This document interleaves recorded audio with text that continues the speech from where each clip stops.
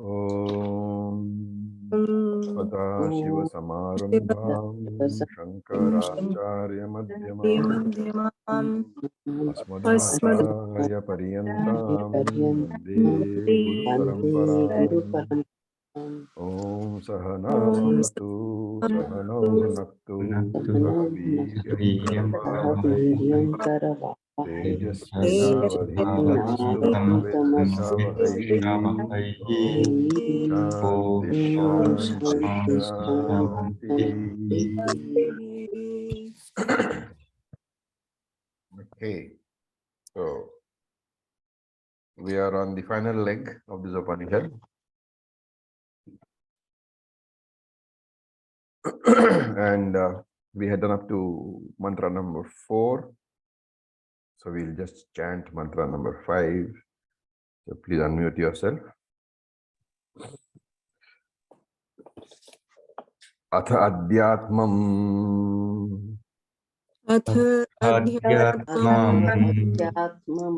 yadetad gacchati vacha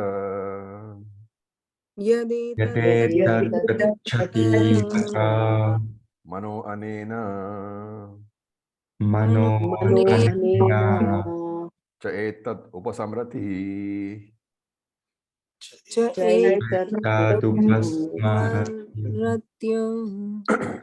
You have to break that up. Cha etad upasamrati abhikshanam. So twice. Otherwise it becomes a bit, what do you call, difficult to pronounce, and it's not verse form, right? It's a mantra with verse form. So cha etat upasamrati.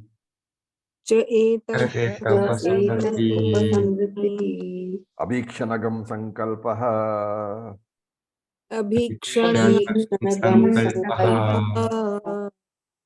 Okay.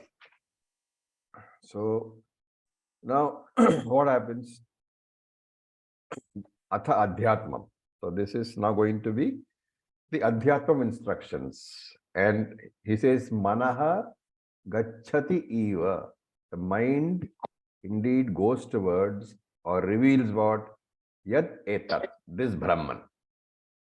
And upasmrati, one remembers etat, this Brahman. How?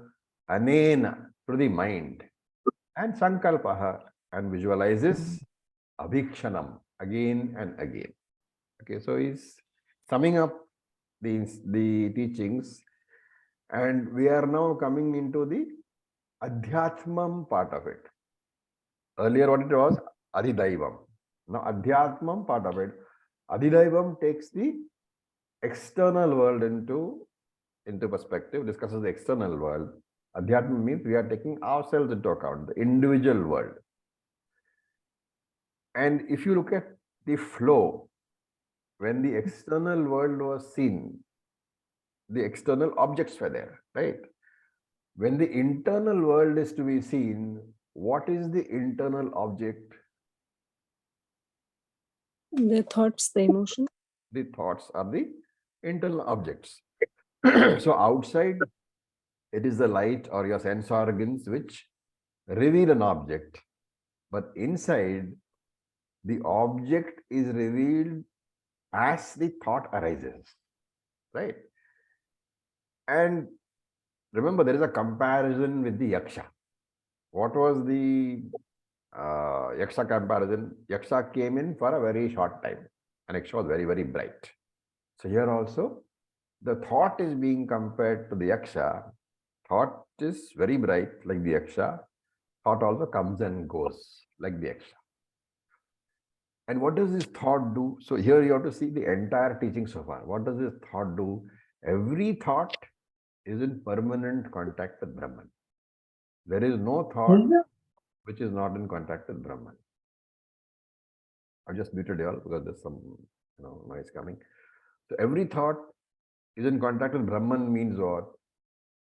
In every thought, Brahman pervades, has what? As the consciousness principle. And that is why every thought is the reflecting medium. It reflects consciousness.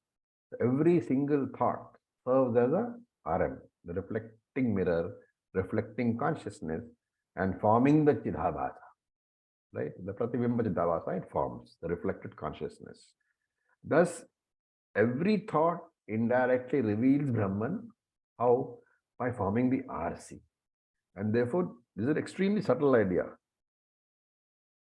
Your idea of Brahman, your recognition of Brahman depends on what? On the thoughts, right? So thought helps you or helps us in recognizing Brahman as the consciousness principle which I am, right? Now, the idea is quite subtle. Okay, now for example, I take this pair of spectacles, right? This spectacles is seen because of what?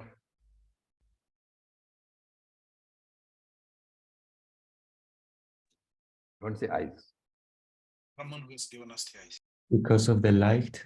Because of the light. But when the spectacles are not there, I am not able to see the light, right? In any, when we say the daytime we are seeing light, actually light, what the light you are seeing is the sun's light being reflected off dust particles. Okay. But if there is no object, like in deep space, even though light is there, light cannot be seen. That is why when you look out at night, you only see the stars, because stars are the objects reflecting the light, but light is very much there.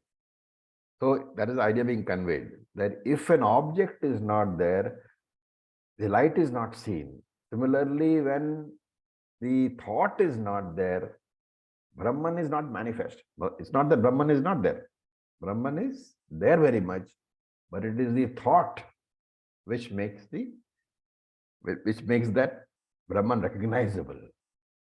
And therefore, when the spectacles are illumined by the light,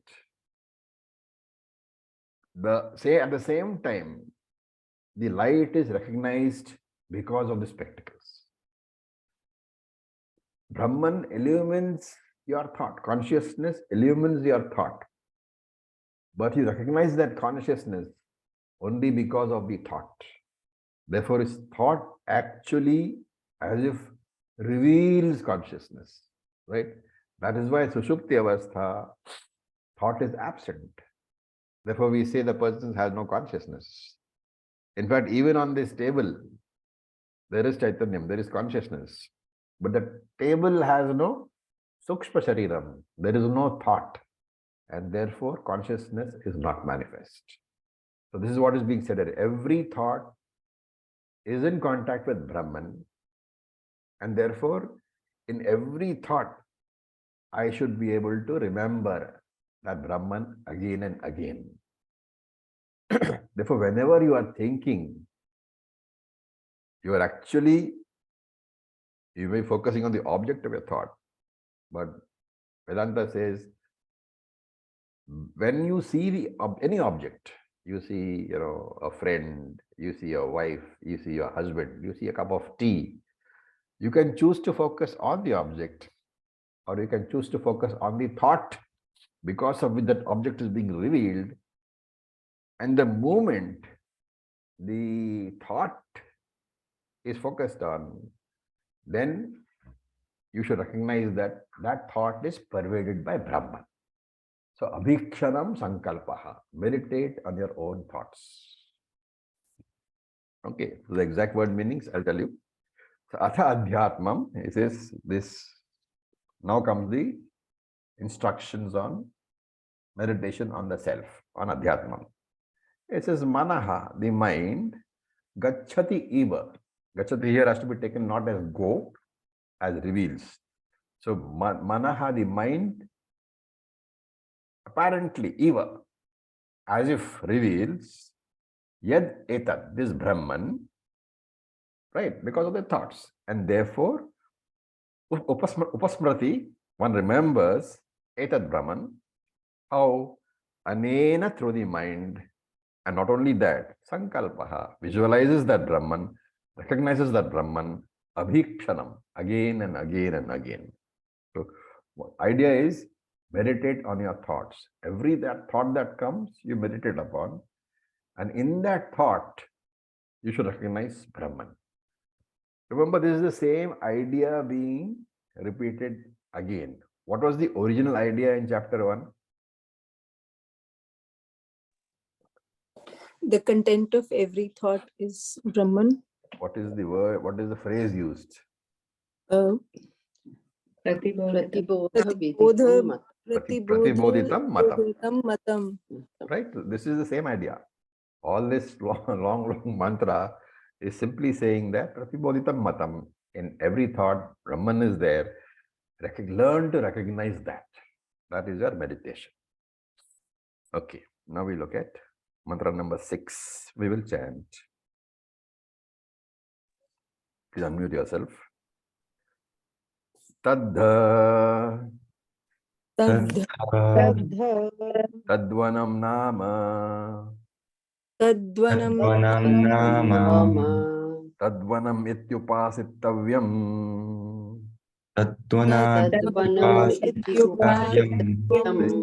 Tadvanam Iti Upasitavyam.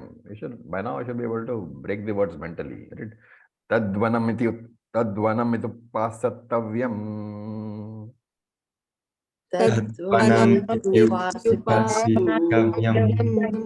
Sayetad evam Saya evam Veda Bihainagam Sarvani Bhutani Samvanchanti. Sarvani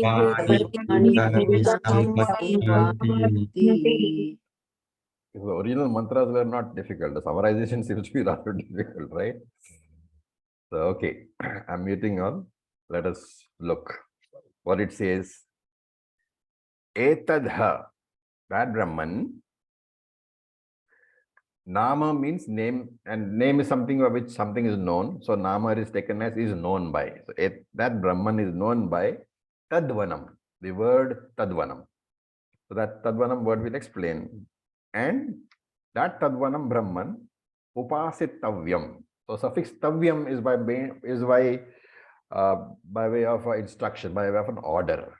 Upasitavyam means you should do upasana on that Brahman. Therefore, that Brahman is well known as Tadvanam, and therefore on this Tadvanam Brahma, you should meditate. Right? Iti Tadvanam, as Tadvanam. Brahman should be meditated upon as Tadvanam. And Sarvani Bhutani, all the beings, Abhisamvanchanti. Abhisamvanchanti means you worship, you adore, you think very highly of, you respect. So all beings will respect Enam, this Brahman alone. And Sahayaha Veda Etat Evam. They will also respect Sahayaha. Sahaya means he who. Sahi Yaha who. So Sahayaha, he who Etat Veda meditates in this manner on Enam, on this Brahman. Okay, so Etat Evam Eva meditates. The person who meditates upon this adorable Brahman, he will also be adored by everybody. Okay, so now we are entering into the Guna Vishishta Upasana. Brahman who is endowed with glories. And how do we know that Ishvara is glorious? In this story so far, how was it conveyed that Ishvara is glorious? Brahman is glorious. You can't forget the story. all the devas were in vain and thought that it was because of their strength that they won the war. Exactly. So that Agni's burning power and Vayu's moving power, that didn't work without Ishvara's blessings, right? And this idea has to be extended to all of creation. And this was also conveyed in one long chapter in Bhagavad Gita. Which chapter was that? Chapter 10. Vibhuti Yoga. Everything belongs to me alone, says Krishna. Right? Again and again, that idea is being repeated, that all powers belong to Ishvara alone. The same in Gayatri Mantra. Savitu Varenyam Bhargava. The brilliance in the sun, it belongs to Ishvara. Therefore, when you are worshipping the sun, for a namaskara, you are doing namaskara to Ishvara alone. And the word Varenyam in the Gayatri Mantra, what does it mean? Shrestha. Anybody? Not familiar?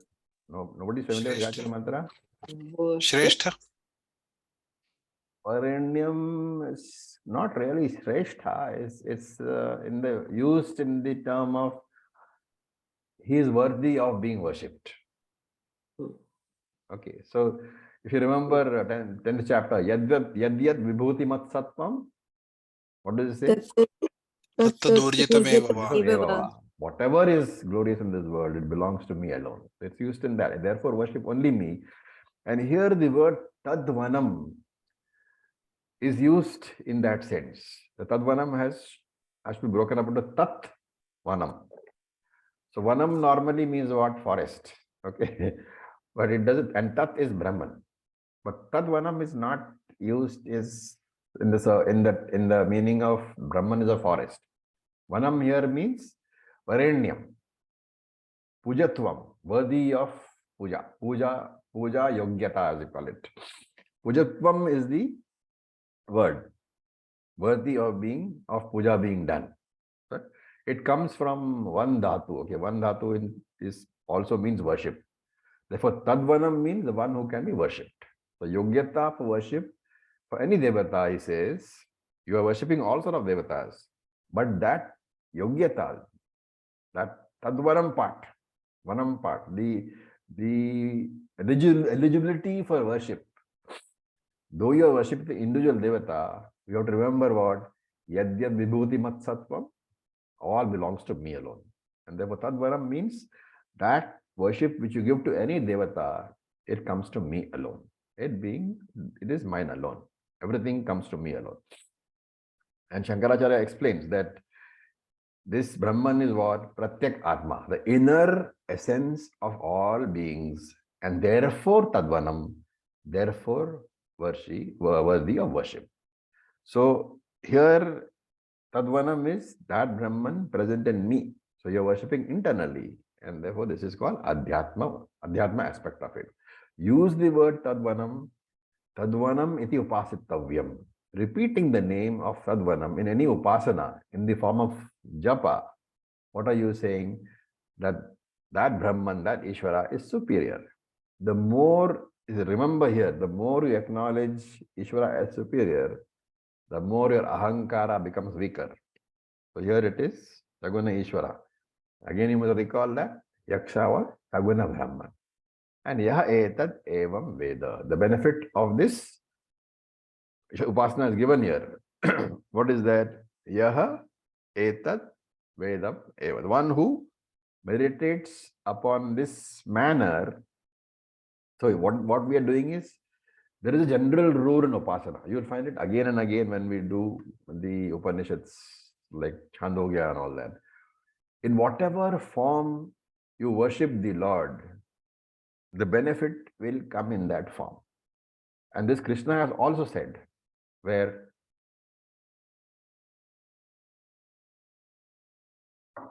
your Gita knowledge should be pakka. So there's a verse which says, in any form that you worship me. Patram puspam phalam toyam? No, that is not the one. No, not that one.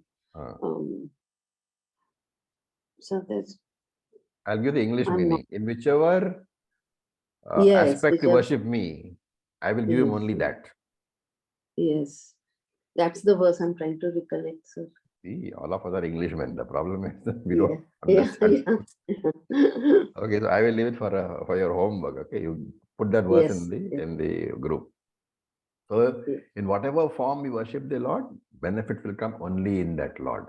So, if you meditate upon the Lord as all-knowing, then you will get jnanam. If you worship the Lord as all-powerful, then you get shakti. If you worship the Lord as Sri, all-wealthy, you will get wealth. If you meditate upon him as Sundaram, then you get beauty, and so on and so forth. So that the idea being conveyed here, this is the phalam of that upasana. Okay, now we look at the seventh mantra. We will chant. Please unmute yourself. Upanishadam bho bruhiti. Upanishad Upanishadam Adam Bruhiti Bhopiti Uktata Upanishad. Uktata Upanishad Upanishad Brahmim Vavata Upanishadam. Brahmim Vavata Bhavata Upanishadam Upanishadam Abrumeti. Brumeti. So I'm chanting now, mentally breaking the words. Okay, so can also at least somewhere write it down, and then when you chant, I hope you chant, right? You have to be able to chant Upanishad regularly, because you can never take away from the importance of the chanting. Unless you chant, the words will not remain in your mind, and therefore chanting is necessary. So at least make in our daily sadhana, just as you chant Gita, what you should do is set aside 2 days in a week, maybe half an hour every day for chanting. You don't have to chant the entire Upanishad. Do part by part. As time goes on, you will find that the words make sense, because the teaching is also there, meaning is also there, and the words are there. So he says, Hey, Bhoho. So Bhoho here means the one who is teaching me. The Hey teacher, O teacher. And he says something very strange. Bruhi Upanishadam iti. Please teach me the Upanishad. It is. Upanishad teaching is over, okay? Student says, "Oh teacher, Upanishadam Bruhi. Please teach me Upanishad." And the teacher says, iti. The teacher replied in this manner, Upanishad Uktva te. I have taught you the Upanishad. Abrumate Upanishadam. This Upanishad, Vava Brahmhim, which deals with Upanishad, I have indeed taught you. So it's a simple statement. The teacher says, please teach, the student says, please teach me Upanishad. And teacher says, actually, I have taught you the Upanishad which deals with Brahman. Okay. What is the idea here?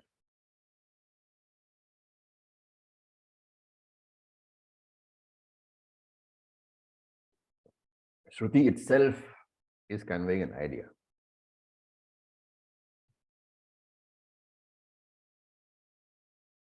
What is that? If after this whole class is over, you ring me up and say, oh, Raviji, please teach me Kena Upanishad. What are you saying?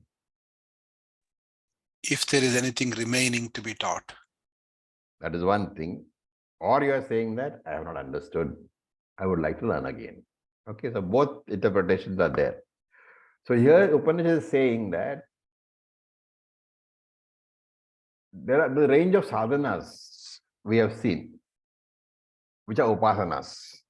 These are for Madhyama Adhikari or Uttama Adhikari.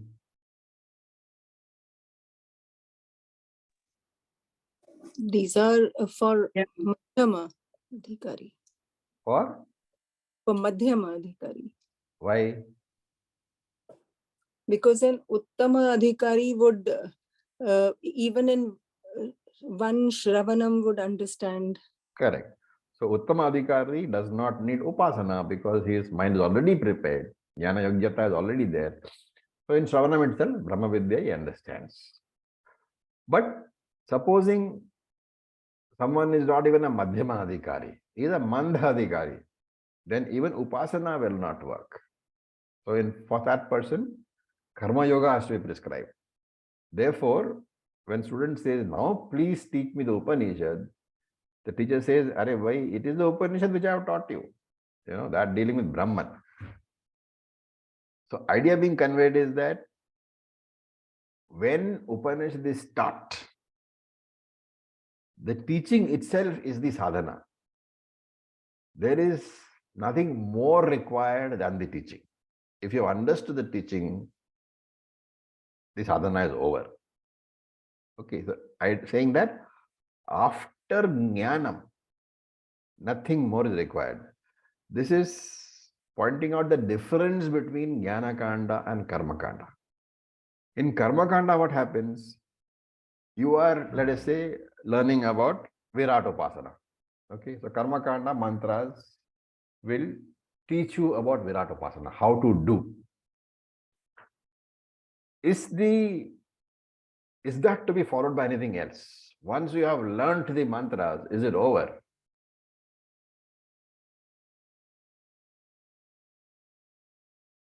No, you have to do the action. Exactly. So once in Karma Kanda, in Karma Jnanam, remember in any Karma Jnanam which is connected to Karma, Upasana, whatever, the Jnanam obtained is required to be followed up by Karma to have a benefit.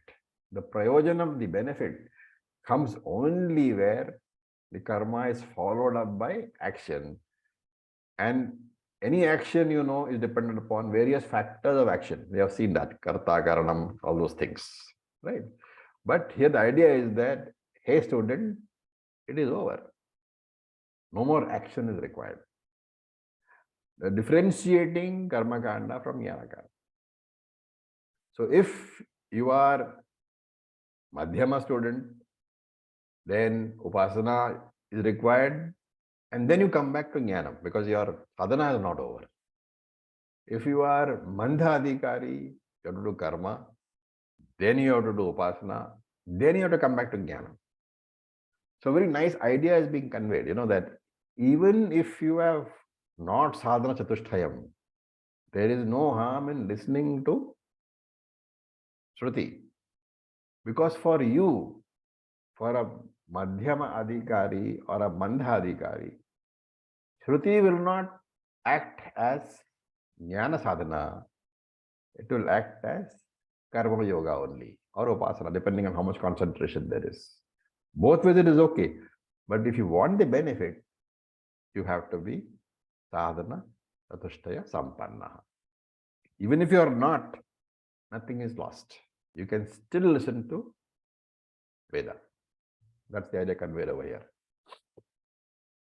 Okay. Then we look at the 8th mantra. Acharya ji, the verse you asked for was from chapter 7. Antavattu phalanteshan tadbhavatyalpa medhasam. Okay. So just put it in the, what they call, group and explain the verse so that everybody recalls Bhagavad Gita again. I can't emphasize how many times we have to go back to Bhagavad Gita and to remember the core teaching for us is always Bhagavad Gita. And to understand Bhagavad Gita, you should understand Tattva Bodha. So everything that you learn in Upanishad, you have to be able to relate back to Bhagavad Gita because it is people like us, Grahasthas. Bhagavad Gita is what we chant the most and what you remember the most, right? Upanishad book lies in one corner of your puja room and once in a way you look at it. But Gita is there every day. Okay, so we look at the... Acharya, sorry. In that same thing, I thought it was that Chaturvida Bhajante Mam. No, it is not. That's also... No. Yeah. It is... No, not that one. That's why I'm saying, put in the group, then we'll have a... Yeah, 760. Okay. Okay, the 8th one, we say 8th mantra. Tassai tapo damakkarmeti. Tasyai tapo Pratishtha vedaha. Pratishtha vedaha. Sarvangani satyamayatanam. Sarvangani satyamayatanam. Okay. So first look at the words. Tasyaha, of that. What is of that? We'll come to. Okay. Tasyaha, of that. Tapaha, damaha, karmaha, iti. That is tapaha, austerity. Damaha, sense control. Karmaha, performance of duty. Pratishtha. Pratishtha means support. Okay. So you can take support as legs because of the next word which says Veda Sarva Angani. The Veda are all its limbs. And Satyam Ayatanam. Satyam is the abode. So literally speaking, he is saying that of that what? Brahman. You're talking about 3 legs and then limbs and then abode. So you can take it as a comparison of Brahman to some sort of an animal. Okay, not a very good comparison, but still it's a Veda comparison. So of that animal, you can take it as an animal, you can take it as a cow. So he's indicating that you must have a good foundation, right? Unless you have a good foundation, Brahma Vidya will never be understood. Therefore, tapaha, life of moderation, discipline, then damaha, sensory discipline, management of sense organ, then karma. So karma here is swadharma anushthana, performance of your own duty, right? Even duty is meant for inner growth, nitya naimita karma. And Shankara in his commentary adds that this word here, I mean this, what do you call, tapo dhamma karmeti, in these 3, you have to include all the 20 qualities that were talked about in Gita. Which chapter? In chapter 13. Amanitvam madam vitvam ahimsa kshantirajyavam acharyo vasanam shaucham thairam atma vinigraha, all those things. Okay, all those 20 qualities you have to include. Shankara says they should include that, right? And now the next one is Vedaha. Vedaha means study of the scriptures. And study means both the chanting, the Parayanam, and the study of the meaning, right? So both have to be taken. And the idea is Satyam. Therefore, the values, all the values which have been talked about, the most important one is truthfulness, Satyam. And that is why he says Satyam Ayatanam. The Satyam represents all the values, but the most important one is Satyam. Therefore, it's taken as the representative value. Ayatanam means it's a abode, it's a house. So you can here say that Atmajnanam is being compared to an animal, right? Or maybe a cow. So the cow cannot stand without legs. What are the legs of this Atmajnanam cow? Tapaha, Shastra. Damaha, Karma. Okay, these are legs. And the other limbs in the main body are the Vedas. And what is the Ayatanam for the cow?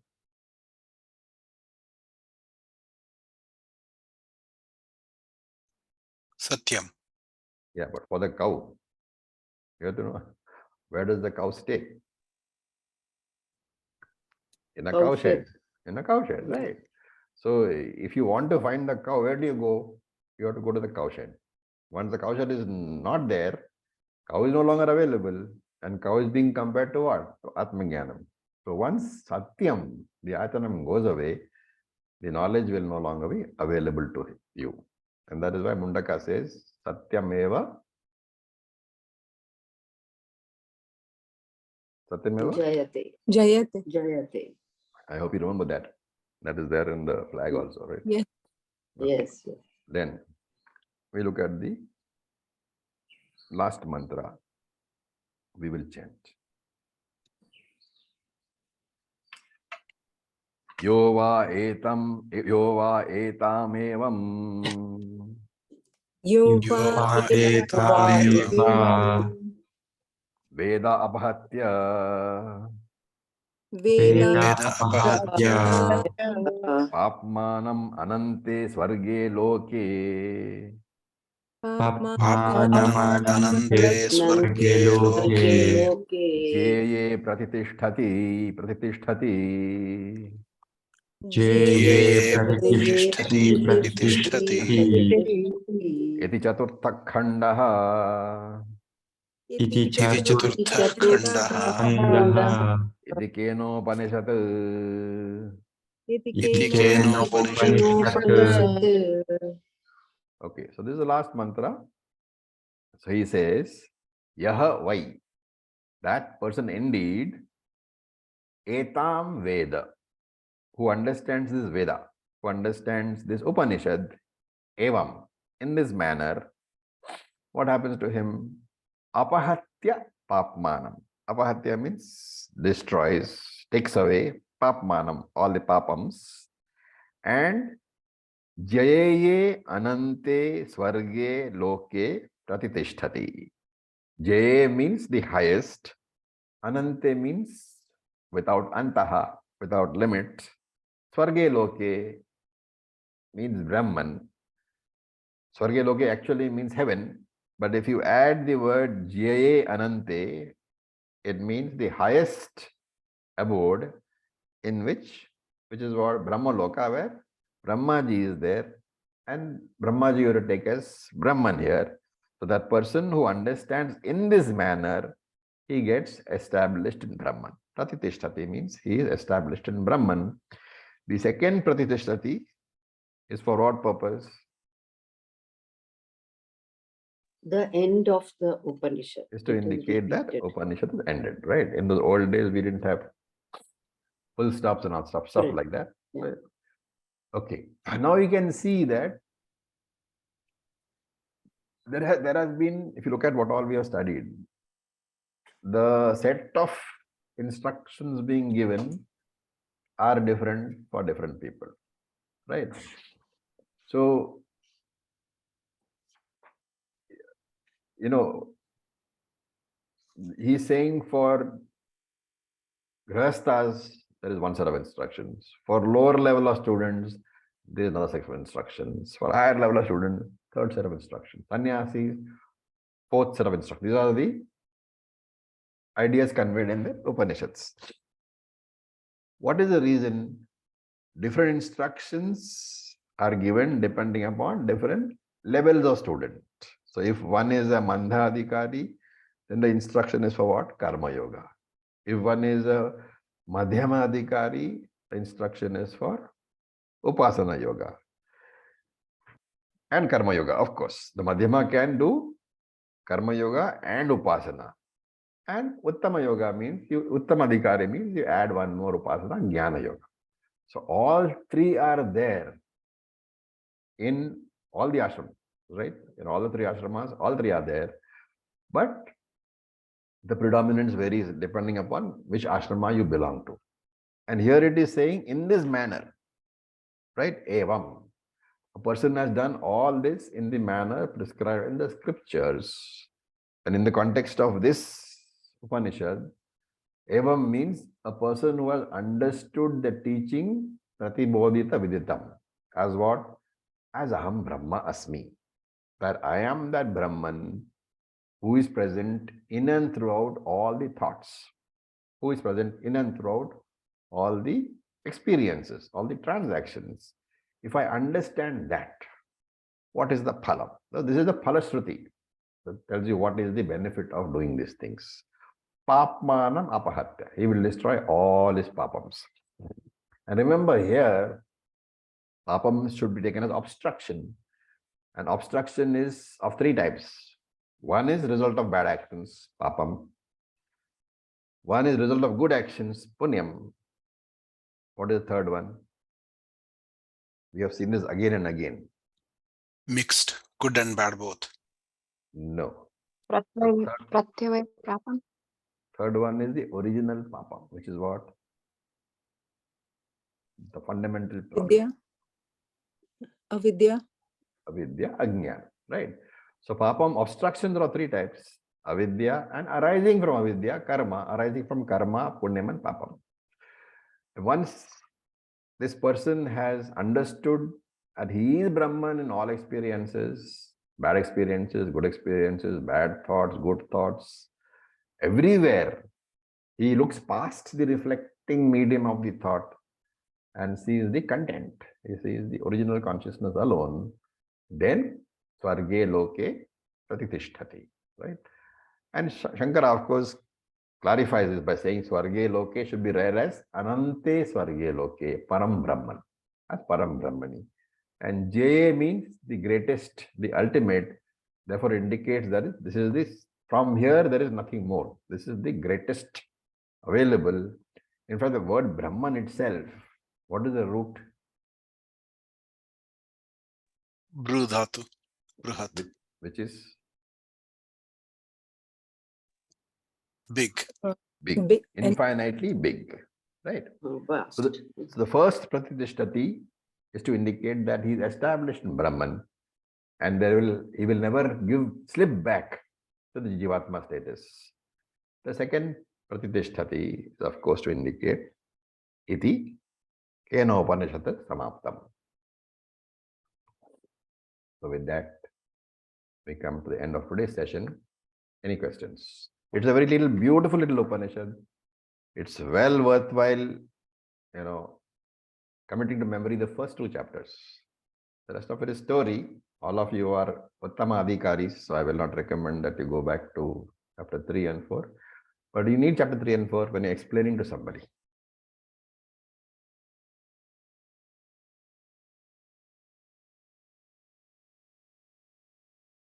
Okay, you're all assimilated and are sitting in Nididhyasana. I think it takes a few listenings to complete the understanding. Okay, so thank you for your participation in this Upanishad. I enjoyed it. I hope you guys enjoyed it. Okay. Thank you very much. Yes, we Acharya. did. Thank you very much, Acharya. And as I Thank said you. earlier, Thank you. normally, the earlier set of Upanishads students have been teaching without bringing in Prakarana Granthas. But really speaking, how you should be teaching is you should be teaching 6 chapters of Gita, first Sattva-bodha, then 6 chapters of Gita, then a few Prakarana Granthas, then next 6 chapters, then a few Prakarana Granthas, then next 6 chapters, like that. That we have not been following. But at least here, in this particular group, I propose to introduce a few Prakarana Granthas. So I am also thinking of BG5, but then BG5 as it is extremely intensive. And we are still only in chapter 9, and I don't know when. But very nice, Acharyaji, because what you teach in some of these Upanishads and Prakarana Grantha, we can relate to Bhagavad Gita teachings of that chapter. Sometimes it so happens. Yeah, the thing is that BG5 is basically based on Shankara Bhashyam. We are not doing Shankara Bhashyam because it is meaningless for us unless you are a Sanskrit student. But BG5 is heavily Shankara oriented, and normally Shankara Bhashyam of Gita should be done after completing Upanishads. Because if you look at the original Shankara Bhashyam, he quotes extensively from Upanishads. So I am trying not to do that in BG5 because there's no point telling you that Chandogya says so when we have not done Chandogya. But the ideas I am bringing in. So by the time you finish BG5, you will have a very extensive idea of what Gita, in fact, what all the Upanishads say. In between, the Upanishads are also there, Prakarana Grantha is also there. So next Sunday onwards, we'll start a small little Prakarana Grantha called Aparoksha Anubhuti. I have given you the link to the Kindle one.